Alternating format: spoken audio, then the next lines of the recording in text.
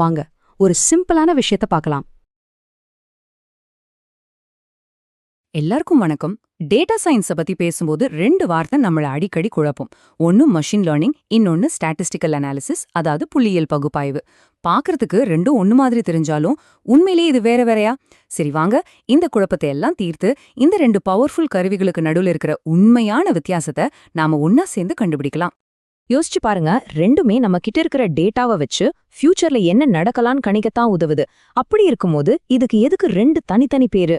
இங்க இருக்கிற இந்த பெரிய கேள்விக்குறி இருக்கு இல்லையா, அது நம்ம மனசுல இருக்கிற அதே கேள்விதான். இது ரெண்டும் ஒன்னா, இல்ல இதுக்கு நடுவுல ஏதாச்சும் பெரிய வித்தியாசம் இருக்கா? இந்த கேள்விக்கான பதில தான் நாம இன்னைக்கு ரொம்ப தெளிவா பார்க்க போறோம். முதல்ல புள்ளியியல் பகுப்பாய்வு பத்தி பாத்திரலாம். இத ஒரு பாதை மாதிரி கற்பனை பண்ணிக்கோங்க. இந்த பாதை முழுக்க முழுக்க கணிதத்தால ஆனது.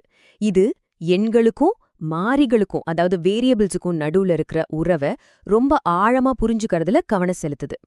அப்போ இங்க முக்கியமான விஷயம் என்னன்னா, புள்ளியியல் பகுப்பாய்வுங்கிறது ஒரு சில முக்கியமான காரணிகளுக்கு நடுவுல இருக்கிற தொடர்பை ரொம்ப துல்லியமா புரிஞ்சுக்கிறது தான்.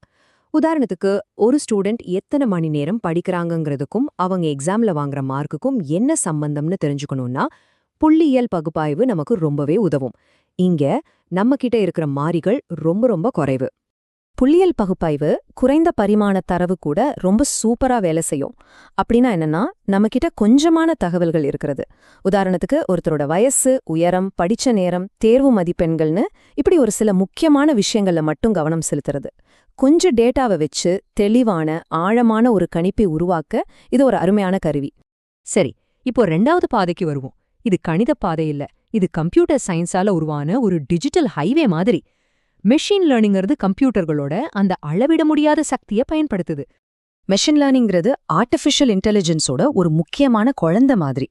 மனுஷ மூளையாலேயோ இல்ல நம்ம பாரம்பரிய கணக்குகளாலேயோ ஹேண்டில் பண்ணவே முடியாத அளவுக்கு மிக அதிக அளவிலான தகவல்களை புரிஞ்சுக்கிட்டு அதுக்குள்ள ஒளிஞ்சிருக்கிற பேட்டர்ன்ஸை கண்டுபிடிக்கிறது தான் இதோட வேலை. இது வெறும் எண்களை பார்க்கறதில்ல, டேட்டாவுக்குள்ள மறைஞ்சிருக்கிற முழு கதையையும் வெளியே கொண்டு வருது. மஷின் லேர்னிங் உயர் பரிமாண தரவுன்னு சொல்லப்படுற ஆயிரக்கணக்கான தகவல்கள் கூட ரொம்ப நல்லா வேலை செய்யும். ஒரு சின்ன உதாரணம் சொல்றேன். நீங்க அமேசான்ல ஒரு பொருளை தேடுறீங்கன்னு வச்சுக்கோங்களேன். நீங்க என்ன வார்த்தையை டைப் பண்ணீங்க, அந்த பேஜ்ல எவ்வளோ நேரம் இருந்தீங்க, நீங்க எங்க இருக்கீங்க, உங்க வயசு என்ன, இதுக்கு முன்னாடி என்னெல்லாம் வாங்கியிருக்கீங்கன்னு இது எல்லாத்தையும் ஒரே நேரத்துல பகுப்பாய்வு செய்யும். ஆமாங்க, 1000க்கும் மேற்பட்ட வெவ்வேறு தகவல்கள். யோசிச்சு பாருங்க, இவ்ளோ பெரிய டேட்டா கடல்ல நீந்தி அதிலிருந்து அர்த்தமுள்ள முடிவுகளை எடுக்கிற சக்தி மெஷின் லேர்னிங்க்கு மட்டும்தான் இருக்கு. இதுதான் புள்ளியியல் பகுப்பாய்விலிருந்து இதை முற்றிலும் வேறையாக்குது. இந்த ரெண்டுக்கும் உள்ள வித்தியாசத்தை இன்னும் சிம்பிளா புரிஞ்சுக்க ஒரு சூப்பரான உதாரணம் இருக்கு. அதுதான் சைக்கிள்க்கும் விமானத்துக்கும் உள்ள ஒப்பீடு.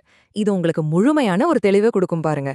ரெண்டுமே உங்களை ஒரு இடத்துல இருந்து இன்னொரு இடத்துக்கு கூட்டிட்டு போகுது. அதாவது ரெண்டுமே எதிர்காலத்தை கணிக்க உதவுது. ஆனா நீங்க போற தூரத்தை வச்சு வண்டியை செலக்ட் பண்ணுவீங்கல்ல, அதே மாதிரிதான் உங்ககிட்ட இருக்கிற டேட்டாவோட அளவை வச்சு சரியான கருவியை நீங்க தேர்ந்தெடுக்கணும். உங்ககிட்ட டேட்டா கொஞ்சமா இருக்கு, அதாவது பக்கத்து தெருவுக்கு போகணும்னா புள்ளியியல் பகுப்பாய்வுங்கிற சைக்கிளே போதும். ஆனா உங்ககிட்ட டேட்டா மலையளவு குவிஞ்சிருக்கு, அதாவது நீங்க ஒரு கண்டம் விட்டு கண்டம் போகணும்னா அப்போ மெஷின் லேர்னிங்கிற விமானம் தான் சரியான சாய்ஸ். சரி, இப்போ உங்களுக்கு ஒரு நல்ல ஐடியா கிடைச்சிருக்கும்னு நினைக்கிறேன். உங்க தேவைக்கு எந்த கருவியை பயன்படுத்துறதுன்னு எப்படி முடிவு பண்றது? வாங்க, அதுக்கு ஒரு சிம்பிளான வழிகாட்டிய பாப்போம். இது ரொம்பவே சிம்பிள். உங்ககிட்ட ஆய்வு செய்ய ஒரு சில 100 இல்லனா 1000 டேட்டா பாயிண்ட்ஸ் தான் இருக்கா? அப்போ புள்ளியியல் பகுப்பாய்வுங்கிற சைக்கிள் எடுத்துக்கோங்க. அது உங்களுக்கு ஆழமான தெளிவான பதில்களை கொடுக்கும். ஆனா உங்ககிட்ட லட்சக்கணக்கான கோடிக்கணக்கான டேட்டா பாயிண்ட்ஸ் இருந்தா அப்போ கண்ணை மூடிட்டு மிஷின் லேர்னிங்கிற விமானத்துல ஏறிடுங்க. அதுதான் பெஸ்ட். அதனால அடுத்த முறை நீங்க ஒரு டேட்டா பிரச்சனைய கையில எடுக்கும்போது இந்த கேள்வியை உங்களுக்கு நீங்களே கேட்டுக்கோங்க. நாம ஹேண்டில் பண்ற டேட்டாவோட அளவு என்ன? அதுக்கு ஒரு சைக்கிளோட துல்லியம் போதுமா, இல்ல ஒரு விமானத்தோட வேகமும் சக்தியும் தேவையா? ஏன்னா சரியான கருவியை தேர்ந்தெடுப்பதுதான் சிறந்த முடிவுகளுக்கான முதல் படி. இந்த வீடியோ உங்களுக்கு பிடிச்சிருந்ததுன்னா லைக் பண்ணுங்கள், ஷேர் பண்ணுங்கள், சப்ஸ்கிரைப் பண்ணுங்கள். தேங்க்யூ ஃபார் வாட்சிங்.